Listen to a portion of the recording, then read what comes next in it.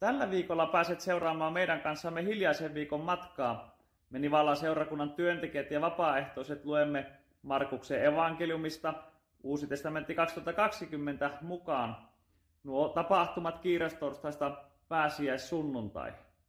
Lähdetään liikkeelle Markuksen evankeliumin luvusta 14, kun kerrotaan pääsiäisateriasta.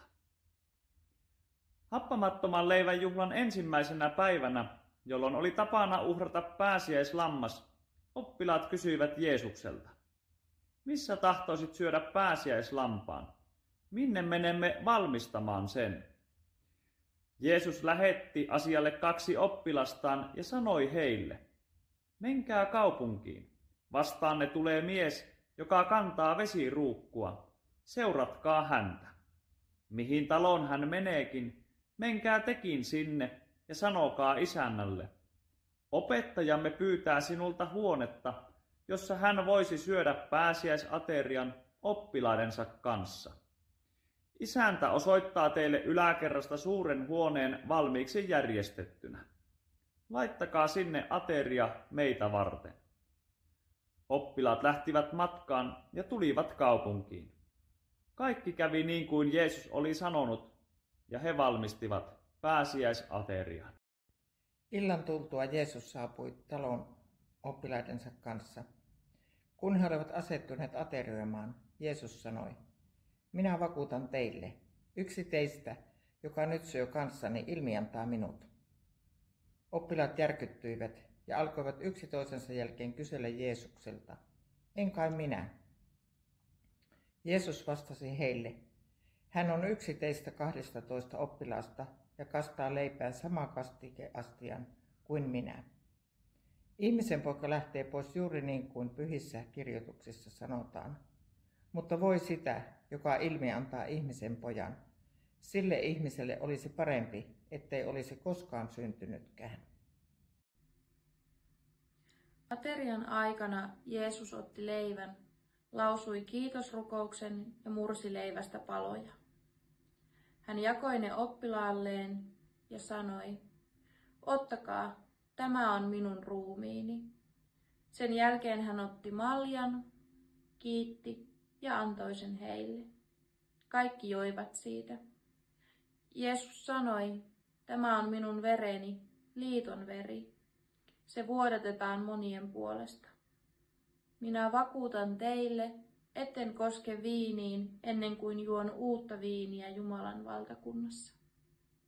Kiitosvirren laulettuaan he lähtivät Oliivimäelle. Jeesus ennustaa oppilaiden hylkäävän hänet.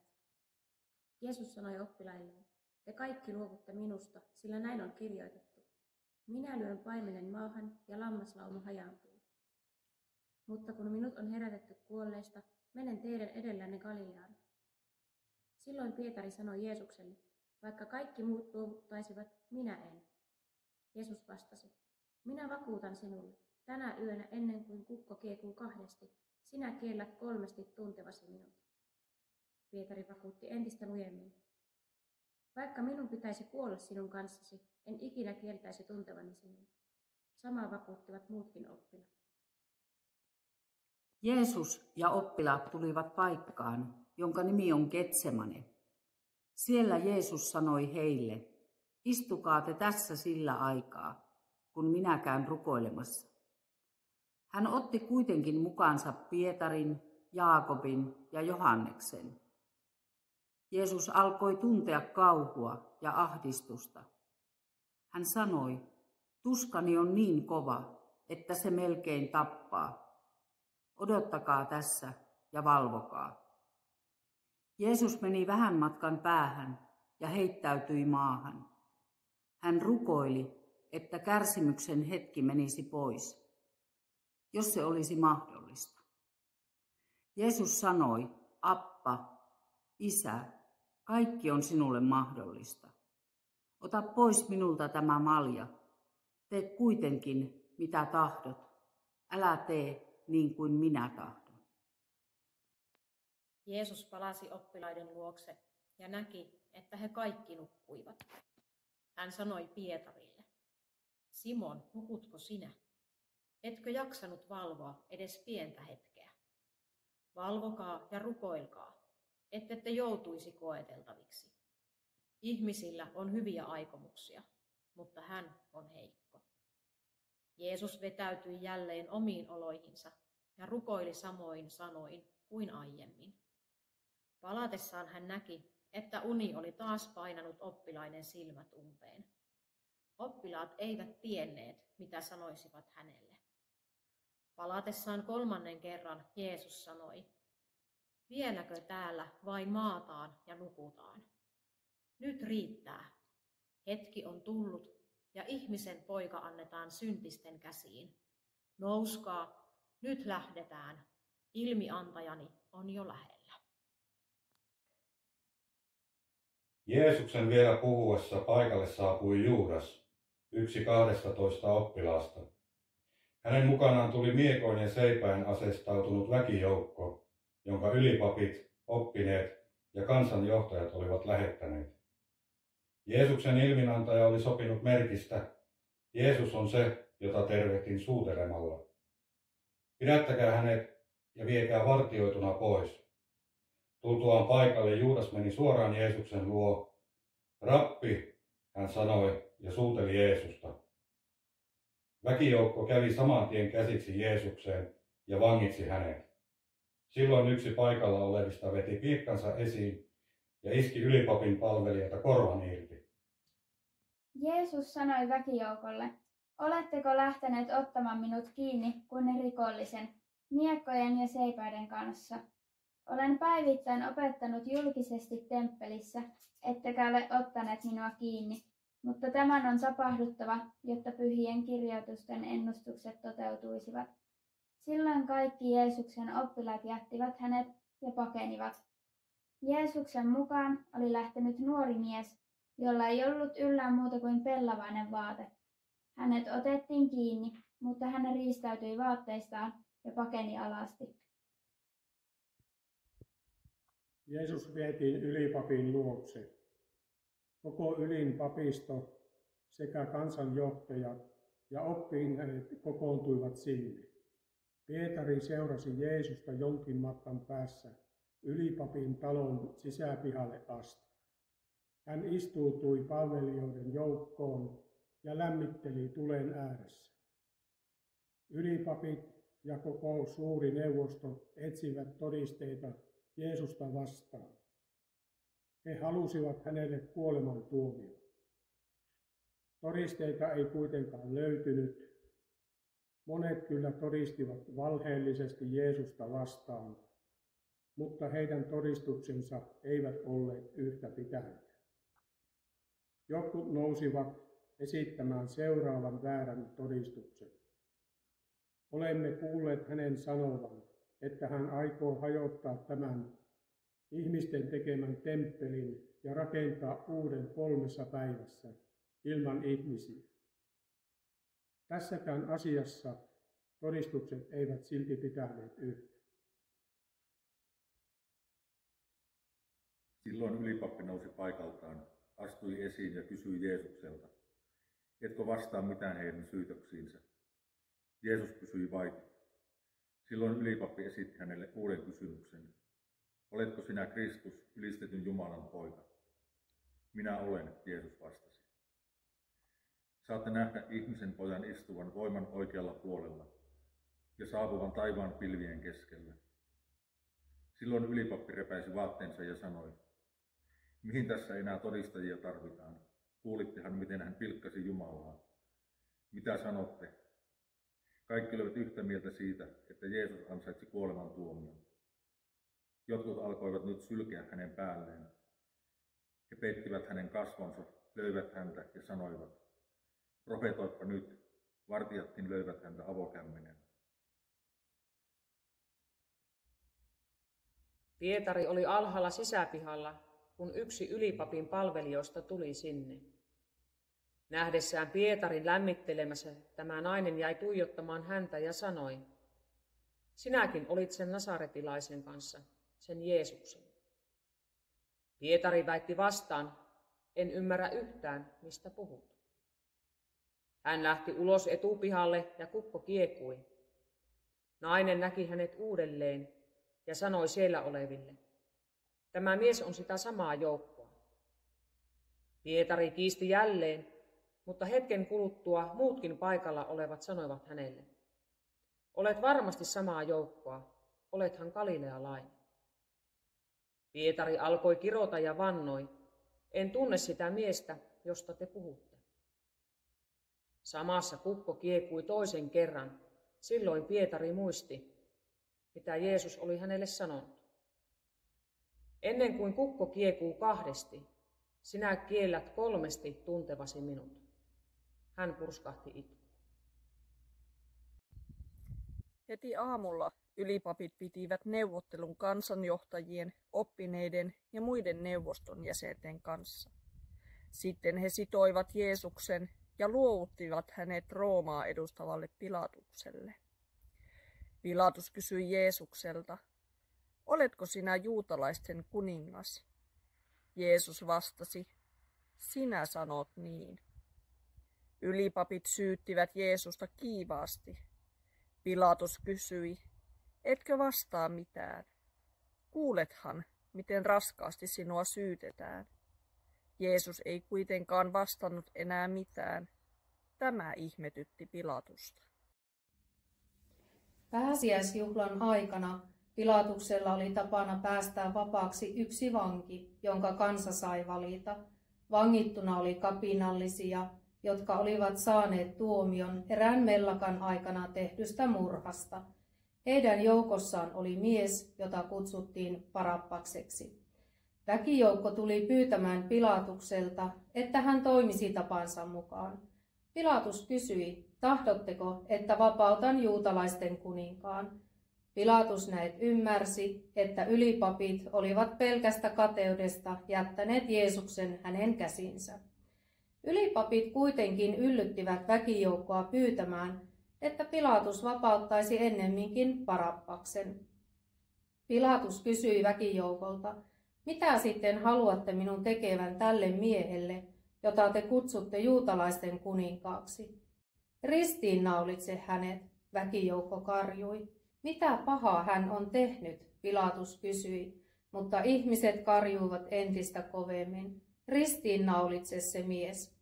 Tehdäkseen väkijoukolle mieliksi, Pilatus vapautti Barabbaksen.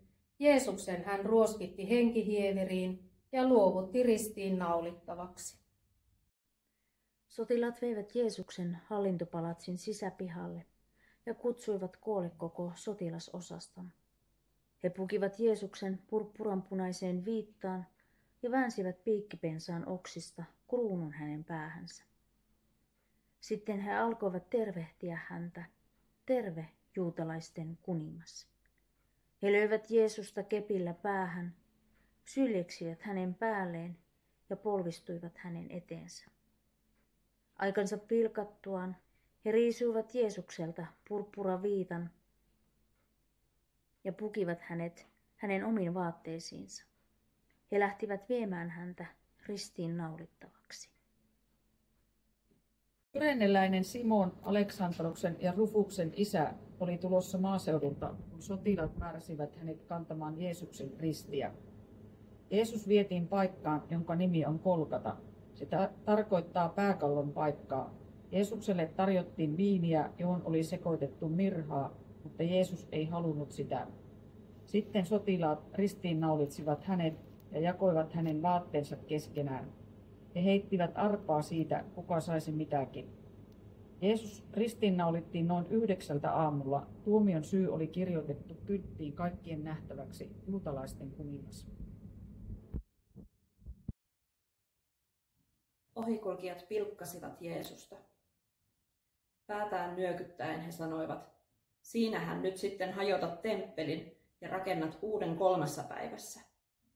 Pelasta itsesi ja tule alas ristiltä. Myös ylipapit ja oppineet yhtyivät pilkkaan. He puhuivat keskenään, muita hän on kyllä auttanut, mutta itseään hän ei pysty pelastamaan. Kristus, Israelin kuningas, tulkoon alas ristiltä, niin uskomme häneen. Myös ne, jotka oli ristiinnaulittu yhdessä Jeesuksen kanssa, pilkkasivat häntä. Keskipäivällä kaikkialle tuli pimeää. Pimeyttä kesti 3 tuntia. Sen jälkeen Jeesus huusi kovalla äänellä: Elohi, Elohi, lema sabaktani. Se on käännettynä: Jumalani, Jumalani, miksi hylkäsit minut? Tämän kuullessaan jotkut paikalla olevista sanoivat: Kuunnelkaa, hän huutaa Eliaa apuun.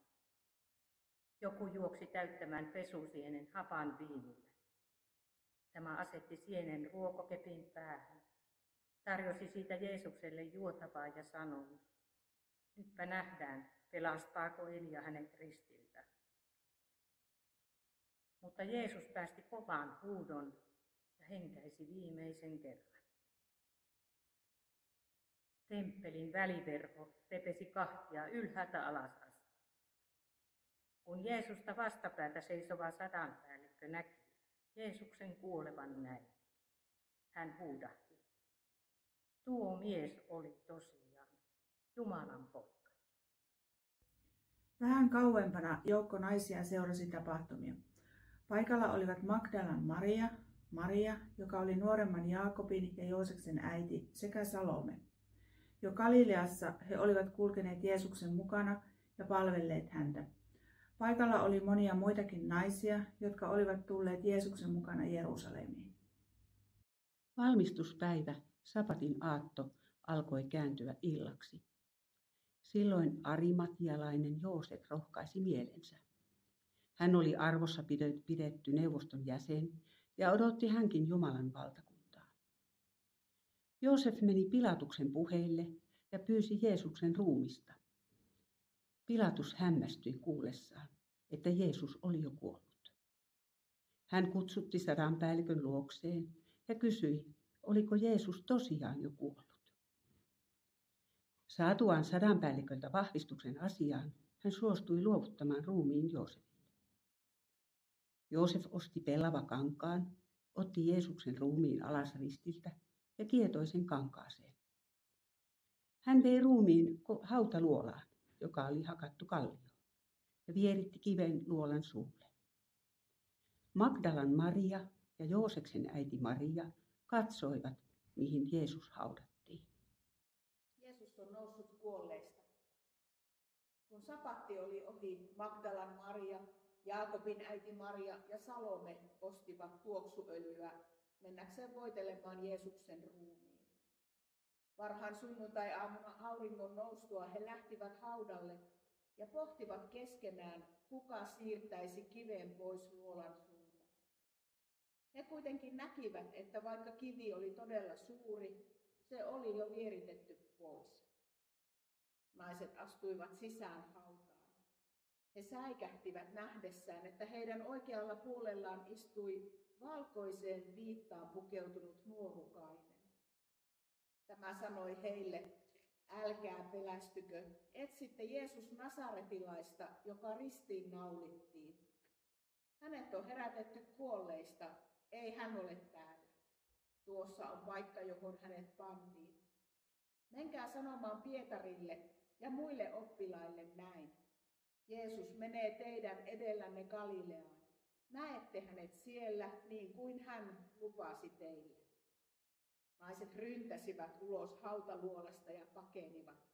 He vapisivat ja olivat poissa tolaltaan.